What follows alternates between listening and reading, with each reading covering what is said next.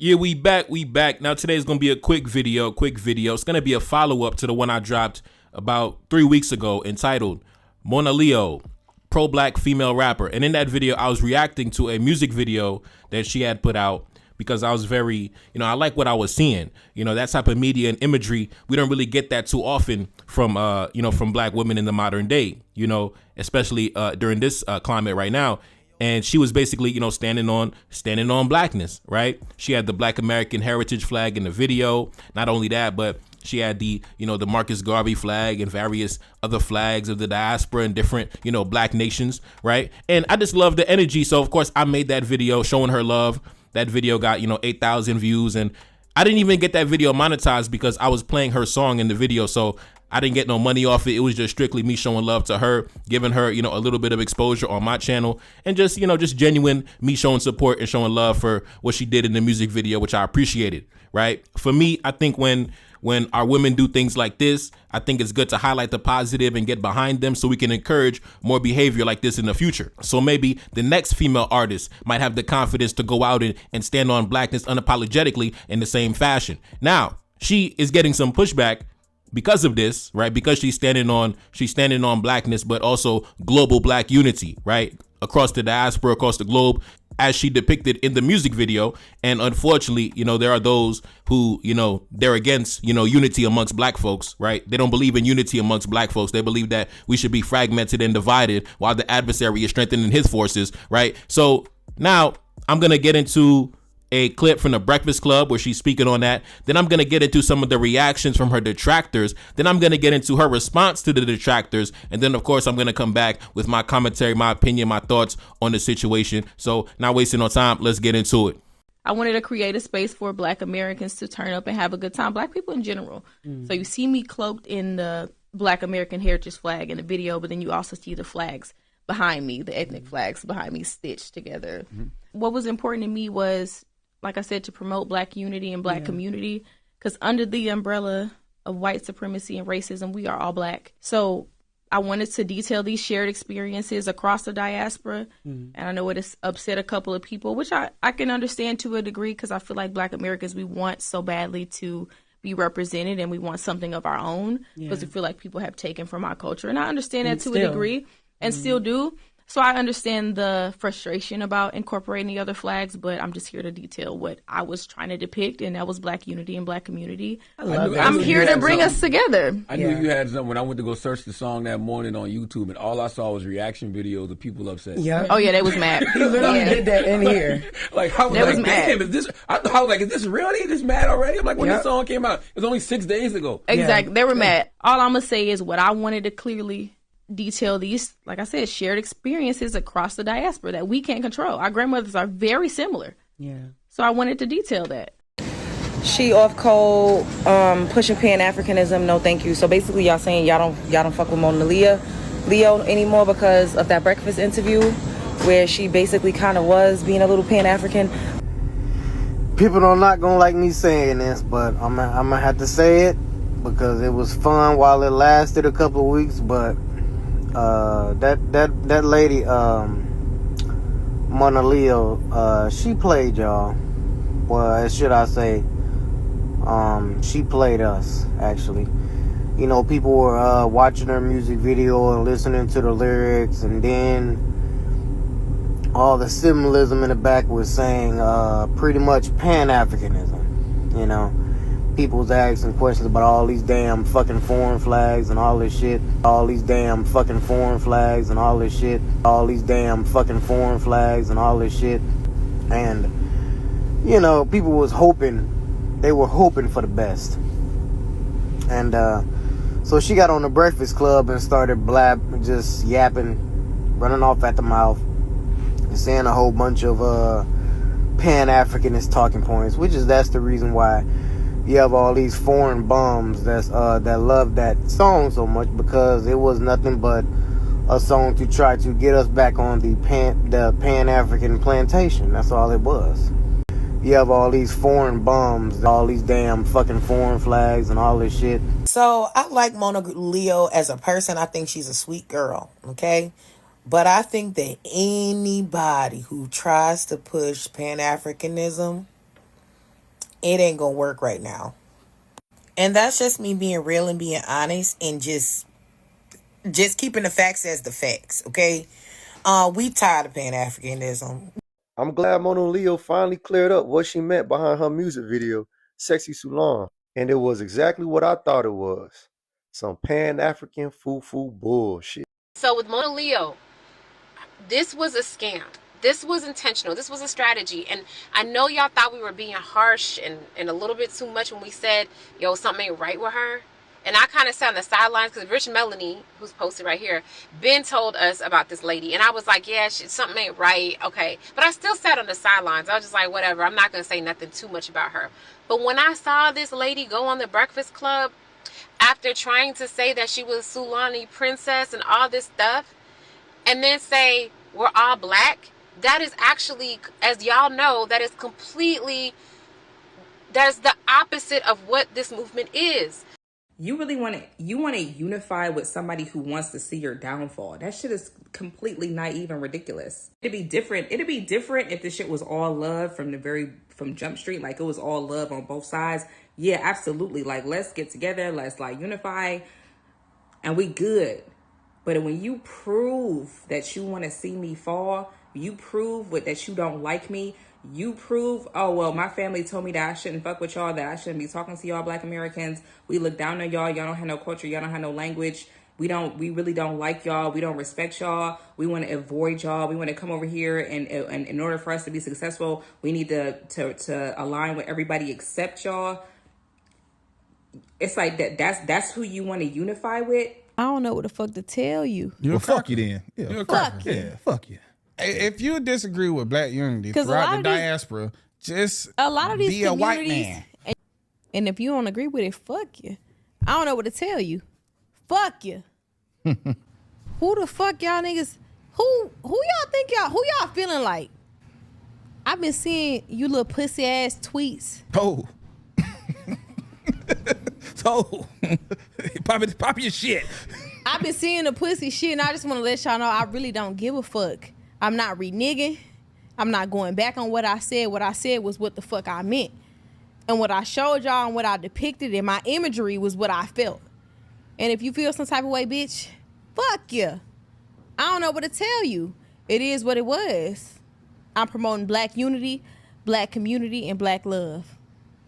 And if that step on your toes, you a weirdo. All right, we back now. Monaleo, welcome to the club. Welcome to the club. Now, understand, when you standing on global Black unification business, listen, this comes with the territory. This comes with the territory, right? I started my channel for the sole purpose of standing on global Black unification business, right? That's why on my channel, I could go from talking about what's happening in the Sahel, with Mali and Niger, right? Then I could go to, what's happening in Kenya, telling them get the British troops out of Kenya. Then I can go to the United States with the culture, going against the conservatives, right? Then I can make a video clowning the xenophobes in South Africa, right?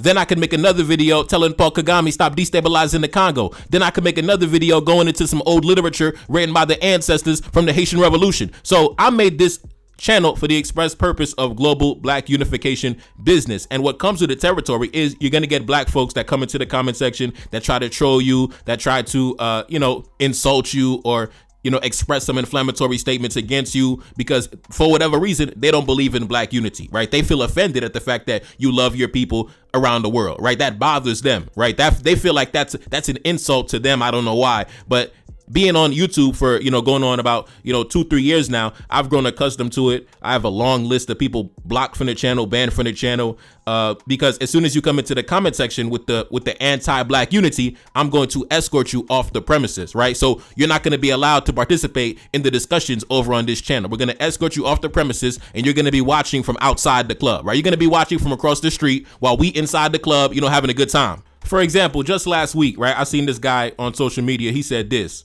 right?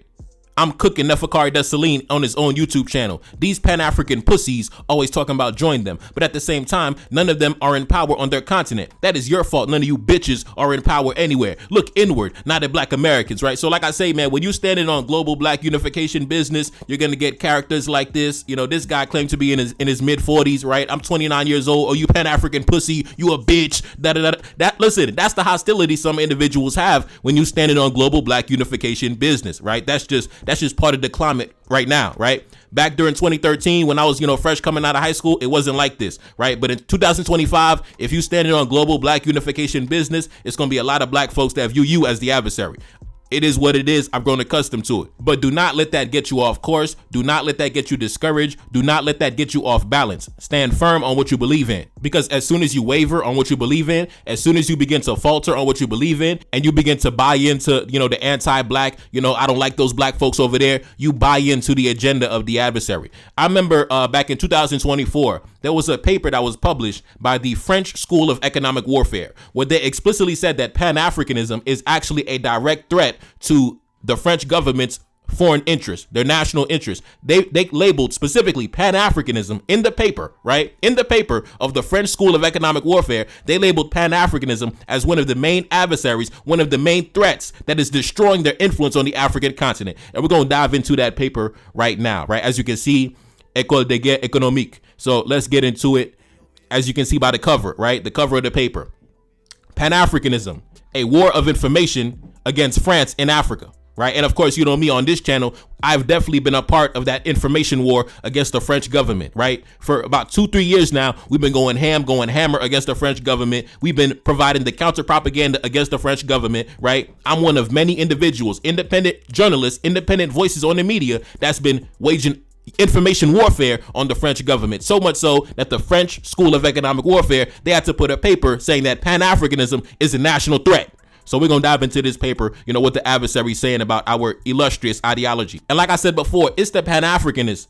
The Pan-Africanist is the main archetype. That's the main threat to the system, right? Nobody is scared of a fucking ethno-nationalist tribalist. We know that you could easily play the ethno-nationalist tribalist against other tribes. He is not a threat. She is not a threat. The Pan-Africanist is the only threat currently in the climate right now. The Pan-Africanist is the reason why the French government, the French economy is in full-scale collapse. The Pan-Africanist is the reason why the French multinationals are getting kicked out of Africa. It's the Pan-Africanist that's making noise in the streets right now. And Monaleo, because she's intelligent, because she be outside, she understands that she wants to be on the right side of history. She don't want to be an old lady telling her grandkids that I stood against Black unity. I was an adversary against Black unity. Her grandkids gonna look at her like she's stupid. But anyways, let's get into the executive summary of the paper. It says this on the first page. On the African continent, France sees its local influence collapsing, undermined by small, very heterogeneous local groups. Most of these groups, however, have one thing in common. They claim to embody a Pan-Africanist ideology. For several months, the AEGE Club, now the AEGE Club is the alumni of the School of Economic Warfare in France, right? And anyway, let's continue. For several months, the club has worked on this eclectic galaxy that is waging an information war against France. The conclusions of this report can be divided into two parts. On one side, the expression of an observation, and on the other side, the outline of recommendations on the operational and strategic levels. Now, before we continue, I want to talk a bit more about the French Economic School of Warfare, the Economic Warfare School. It was created in 1997 by General Officer Jean Pichot Duclos, the former head of the French Army Intelligence Training Center, and Christian Harbulot, the Chief Operating Officer of Competitive Intelligence at the DCI Group. The Economic Warfare School offers MBA programs specialized in competitive intelligence and strategy for students who have graduated from prestigious schools and universities. It also offers a one-year professional program for senior managers. Now, if you ask me, this seems like one of the institutions that the French gets new crops of candidates to join, the DGSE, French intelligence, things like that. That's the vibes I'm getting. But anyway, let's continue. In this part of the article, in this part of the paper, it says this. The actors who level these criticisms against France can be grouped under a large umbrella category. First, the Pan-Africanists. This term moves away from the academic definition to designate a set of national actors coordinating actions on a continental scale around common issues of sovereignty and anti-imperialism. Now, they said continental scale, but they really should have said international scale, because you got Black men like me sitting in New York and I'm still coming against you. That's what it is. That's Pan-Africanism, right? Around the world, wherever we at, we coming against you. And the French government is one of the main governments currently right now feeling the wrath of the Pan-Africanists, because we currently have Pan-Africanist leaders in government currently undermining French national interests. You know, shout out to the big dog, Assimi Goïta, right? Shout out to the, the general, Assimi Goïta, right? The head of the Malian armed forces. Shout out to the big bro, Ibrahim Traoré, you already know. And shout out to the elder, General Chiani, right? So right now, currently, those three heads of state, categorized as, Pan-Africanist black men currently at the head of government, right? So the adversary knows that when we stand on global black unification business, global black African, whatever you want to call it, they know that is the end of their run. They know that's the end of their prosperity, right? The French economy is currently in full scale collapse, currently right now, right? So due to the fact that the French government has been unable to maintain Western influence in the region, that's why you have the United States becoming more direct hands-on with Africa, because France is unable to maintain that Western influence. France used to act like a deputy in Africa for Western influence, right? Western hegemony. But due to the fact that France has been getting smacked around by the Pan-Africanists, the United States has came in and trying to cut deals for minerals, right? Minerals for security. They got to come in and do the job because the French are getting decimated, simply due to the fact that we stand in on global black unification business. Now, of course, as of recently, in recent years, France has been the one, filling the fire, but that fire will soon move on to other governments in the future. As more Pan-Africanist heads of state begin to rise to power, which they will, more and more governments will feel the consequences, and things can change very fast. If you remember, if you look back just 10 years ago, France was solidified in Africa, right? You could never imagine that France would be kicked out left and right out of Africa. Companies, going bankrupt, how they going bankrupt. You would have never imagined the French economy going in a free fall how it is right now, right? Just 10 years ago. It was all good just 10 years ago. So like I said, man, things can change very fast. And it's the Pan-Africanist at the helm that is leading the charge, right? Name me an ethno-nationalist, tribalist black man that is more notorious, that has more notoriety, that has more admiration than Captain Ibrahim Traoré, right? Captain Ibrahim Traoré, one of the most famous, one of the most beloved black men on the planet, standing on Pan-Africanist business, standing on global black unification business. So like I said, man, Monaleo understands what it is, man. Monaleo understands what time it is, and she understands that going against that would be negative for her career, right? I'm sure that she wants to have a prosperous career. She wants to travel probably all over the world, probably wants to do shows in different countries, different areas, different regions. So why would she stand on anti-African business? Why would she be hostile to possible fans, potential fans? And for what? What's the purpose? What's the benefit? Unfortunately, some of these detractors, they wanted her to come out and say, man, fuck Africa, fuck Africans. But why would she do that? Because she has to go outside. She has to travel, right? If she gets confronted in the street, are you going to come save her? No. Why would she bring hostility like that to herself for no reason? Now, back to that paper from the French Economic School of Warfare. Do you know that Pan-Africanism was mentioned in that paper? The paper is about how many pages long? It's about almost 200 pages, and they mention Pan-Africanism over 250 times. Different variations of Pan-Africanism. Pan-Africanist, Pan-Africanism, Pan-African. They mention it over 250 times, right? And I can only imagine with the confidential reports of the intelligence agencies like the DGSE and the CIA, how many times they mention Pan-Africanism in their confidential reports and their briefings. Listen, it's the Pan-Africanists making noise in the streets, baby. It is what it is, man. I mean, it is what it is, man. Like, you can't do shit about it. It don't matter how much you troll in the comment section. That don't mean shit. You ain't stopping nothing. Now, I want to go to this part of the paper. It said this. While the Pan-Africanist movement initially found its earliest origins in decolonization and the fight for civil rights, the turning point of the 2000s marked a real ideological shift in the school of thought. Pan-Africanism in its political form was born at the end of the 19th century, the 1800s, as a reaction to the condition of blacks on the continent of the Americas. And when they talk about the continent of the Americas, they're talking about obviously individuals like, Martin Delany, individuals like Antonin Furman, individuals like Henry Sylvester Williams, the individuals who organized the first Pan-African conference in 1900, things like that. The black men, who came out them plantations, who had to, throw off the yoke of slavery. Several countries began to question the status of blacks, while in Africa, European colonial expansion was in full swing, encouraged and sometimes justified by political or scientific theories developed by European academics. Antonin Furman, a Haitian politician, can be considered one of the first Pan-Africanist thinkers, as his work significantly marked the beginnings of Pan-Africanism in the last quarter of the 19th century, very far removed from the thoughts of Gobineau. Furman was the first to invoke the necessity of granting black populations a status of total equality on the political, legal level. starting from the principle that they were equal to whites on the racial level. Now, damn, the French intelligence is talking about the great ancestor Antonin Furman. Nah.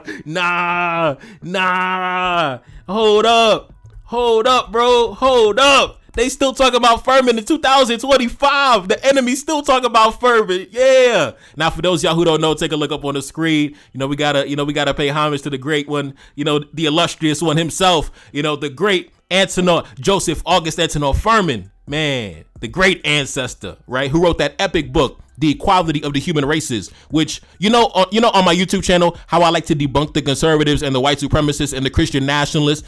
Antonin Furman, listen, he was doing that back in the day, right? So the white supremacists in France was dropping books, denigrating the black race, and Antonin Furman was dropping books defending the black race, right? So what I do on my channel is no different from what the great ancestor Antonin Furman was doing with the books that he wrote, right? And now, fast forward to the present day, the adversary still crying about Furman, still talking about Furman, the Pan-Africanist legend, one of the first Pan-Africanists in the game, the father of Pan-Africanism. Yeah. So like I said, man, when you see me stomping for Pan-Africanism, it's because of men like Furman. It's because of men like Dessalines, men like Christoph, men like Martin Delaney, men like, man, the list goes on and on and on and on. You know what I mean? So like I said, I really stand on this for real. If you don't like it, get the fuck off my channel. But anyways, man, before we get out of here, I want to get back into one of her detractors and what they said. I want to address one of her detractors before we get out of here.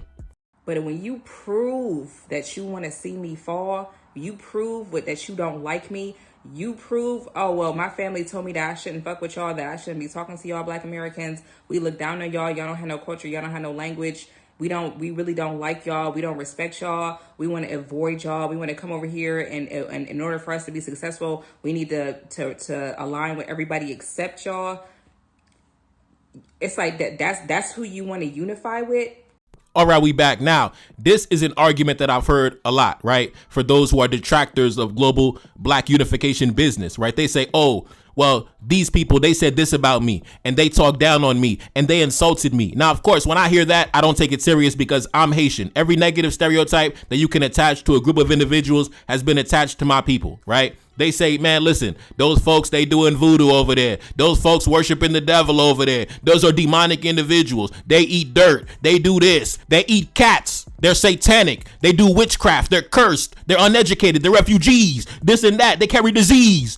Every negative stereotype, of course, all of these negative stereotypes were propagated by the European, but of course, those same mentalities also translated to other black groups. There are other black groups that hold those same negative sentiments when it comes to Haitians. Even though we have an illustrious history and we've rendered great services to humanity, even still, you have many people who simply reduce us down to a bunch of satanic, witchcraft, demonic, cursed refugees who are cursed by the devil, right? And carrying disease, right? So I could easily take up the same position as her and be anti-black unity and simply say, well, look at what they said about my people. They said we're satanic. They said we're demonic. They said we do witchcraft and we worship the devil. So because of that, I'm going to be against black unity. I'm against black unity because of that now. Of course, because I'm an intelligent black man who actually, is a higher level thinker and I can see into the future. I know that one individual, individuals having negative sentiments does not speak for the collective. Number one, for example, in the Bahamas, there are many Bahamians who have negative sentiments about Haitians,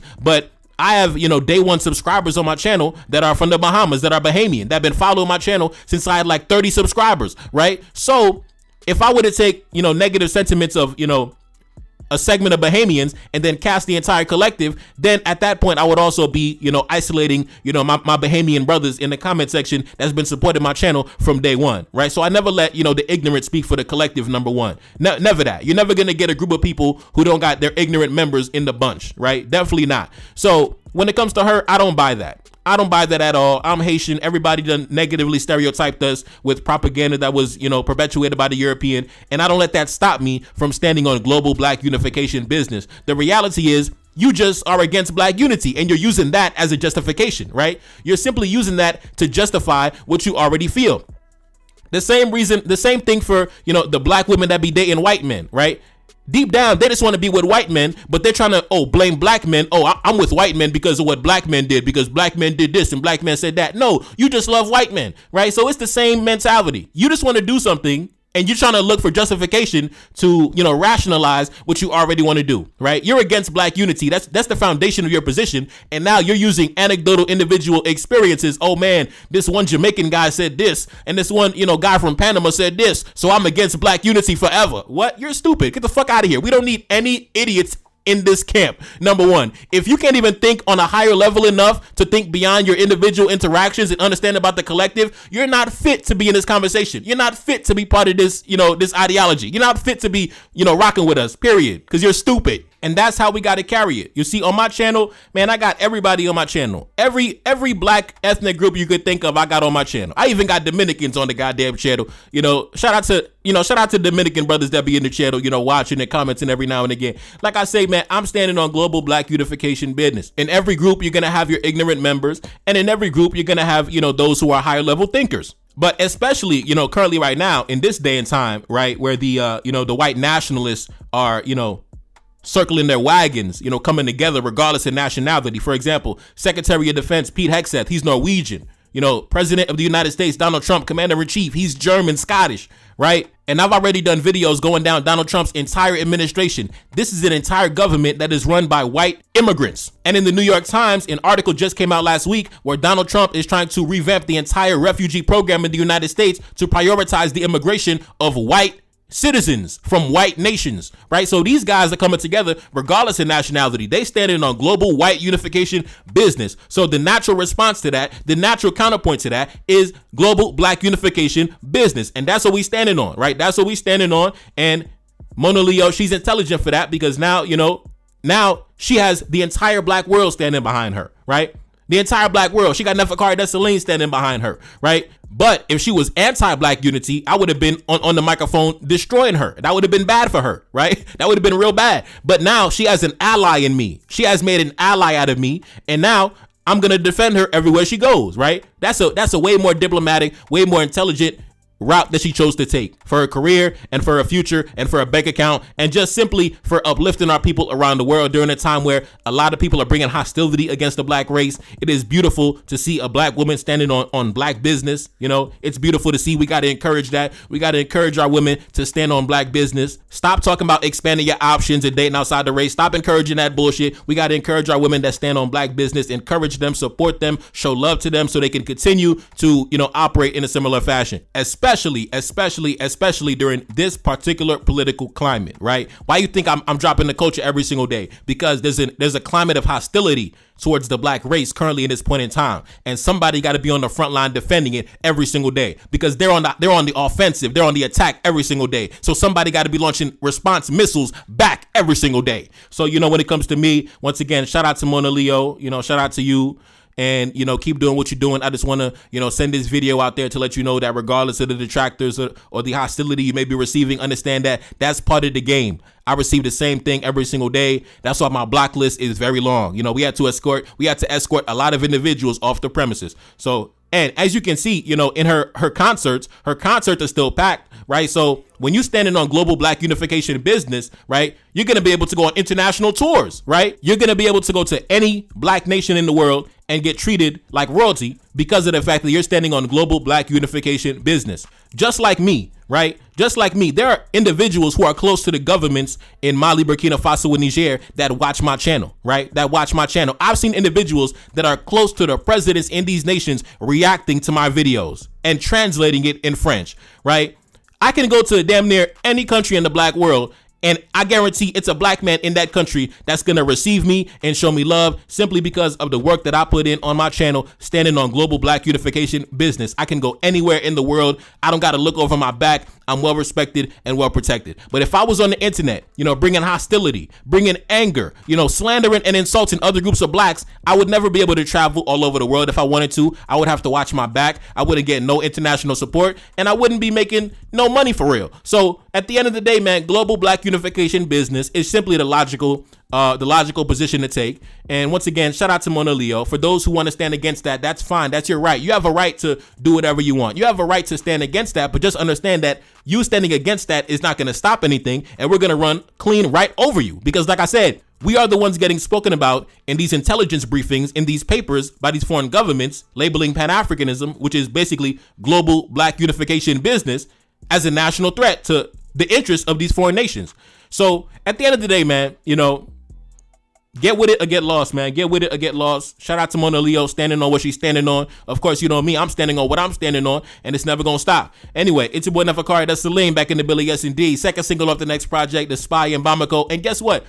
My song, The Spy in Bamako, that was a tribute to the family on the continent because they arrested that French intelligence agent, right? The French spy back in August, right? So I made a song about it, The Spy in Bamako, because we standing on global black unification business, right? That's what it is. Check it out. The pin comment at the top, fire. Subscribe to the Patreon, NTD1814, and I'm gone. Peace. Feel like it's see me, I feel like I'm Saudi or ran up on Yan in the middle of Bamako. Enemy line, they claiming they innocent. Don't do no talking, I gotta move militant. Don't do no talking, I hit them with facts. 1804, bringing it back. 1804 like I'm Mother Cap Henry. King with the vision, the crown never empty. Top of the mountain, my soldiers defend me. Ducking and dodging the foreign intelligence. Hitting my dance on the DGSE. Dodging they traps, still on my feet. Feeling impeccable, feel like I'm shining. Go to my neck and I'm flooded with diamonds. Go to my neck and I feel like a mess. Feel like a lion, I'm in the savannah. Feel like the king when I'm up in the jungle. Never defeated, I never been humble. Come out victorious every encounter. Money machine give me help when I count it. Money machine stack it up in a beat. Heart of a king and I ride for the team. Weight of the world got it stuck on my shoulders. Bet you can feel it, my heart get it colder. Yeah, gotta stay focused so when it's in shots I gotta react. Cause I'm a target, I'm under attack. Grabbing a weapon, I tell her get back. Mission exposed, secrets unfold. Enemy try but I'm still in control. Got your boy sitting in Bamako prison. Hoping they wish we sending them home. Enemy know that we good under pressure. Been through the thunderous turbulent storm. Shorty a diamond, I told her she pressure. Hop in a whip and I'm taking her home. Hop in a whip and I'm swerving, I'm smashed. Killing my enemies, one of my passion. Rocking this gold like we in bikini. Feel like the captain, I'm clutching a heater. Yeah, gotta stay focused so when it's in shots I gotta react. Cause I'm a target, I'm under attack. Grabbing a weapon, I tell her get back. Mission exposed, secrets unfold. Enemy try but I'm still in control. Got your boy sitting in Bamako prison. Hoping and wishing we sending them home. Enemy know that we good under pressure. Been through the thunderous turbulent storm. Shorty a diamond, I told her she pressure. Hop in a whip and I'm taking her home. Hop in a whip